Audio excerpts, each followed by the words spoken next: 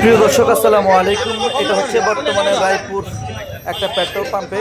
দেখছেন হাজার হাজার মোটরসাইকেল লাইনে দাঁড়িয়ে আছে তেলের জন্য। যদিও আমরা আজকে সকাল থেকে দেখেছি পেট্রোল পাম্পগুলি বন্ধ, যদিও সরকার করে ছেড়েছে। আমরা তারপরেও দেখেছি 100 টাকা তেল ছাড়া তেল দিচ্ছে না প্রায় পাম্পে। ইতিমধ্যে আমরা দেখেছি যে পাম্প ছাড়া বাইরে 250 থেকে 280 টাকা পর্যন্ত এই জ্বালানি তেল